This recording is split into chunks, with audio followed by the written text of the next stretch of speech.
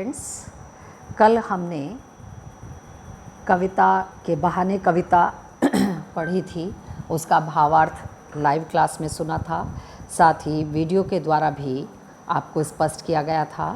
अब इसके बाद आते हैं पाठ्य पुस्तक में जो प्रश्न दिए गए हैं वो प्रश्न तथा उनके उत्तर। प्रश्न 1 है, इस कविता के बहाने बताएं कि सब घर एक कर देने के माने क्या है। कविता के बहाने कविता में सब घर एक कर देने के मायने का अर्थ है सीमा का बंधन समाप्त हो जाना। जिस प्रकार बच्चों के खेल में किसी प्रकार की सीमा का ध्यान नहीं रखा जाता, उसी प्रकार कविता में स्थान की कोई सीमा नहीं है।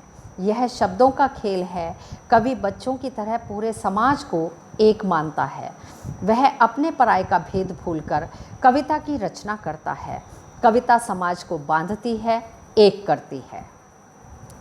दूसरा प्रश्न है, उड़ने और खिलने का कविता से क्या संबंध बनता है। कविता का उड़ने व खिलने से सीधा सा संबंध है। चिड़िया एक स्थान से दूसरे स्थान तक उड़कर जाती है, परंतु कविता कल्पना के सहारे अर्थात विचारों के सहारे बहुत ऊंचे तक उड़ती है। यह काल की सीमा तक को लांघ जाती है। इसी तरह कविता फूल की तरह विकसित होती है। फूल अपनी सुंदरता व गंध से समाज को प्रसन्न रखता है। उसी प्रकार कविता भी मानवीय भावों से विकसित होकर तरह तरह के रंग दिखाती है तथा उसकी खुशबू सनातन है, यानी हमेशा रहने वाली, शाश्वत है। वह हर युग में मानव को आनंद देती है।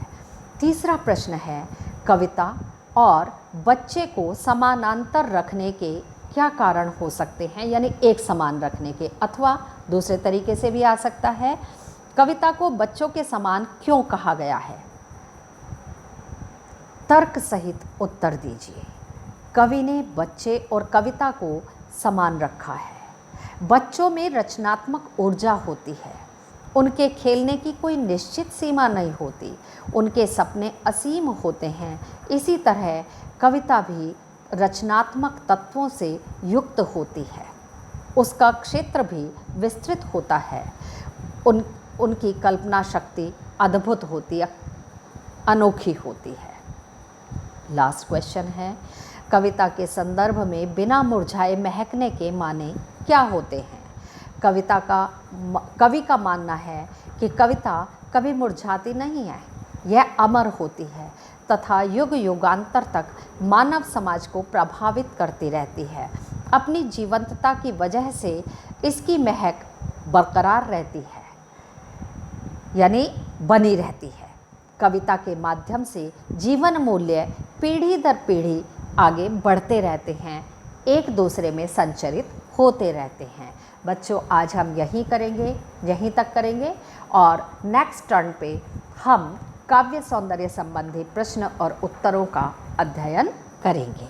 कॉपी में आप लिखकर प्लीज़ वीडियो बनाकर मुझे सेंड कर दीजिए मेरे पर्सनल नंबर पर। धन्यवाद छात्रों।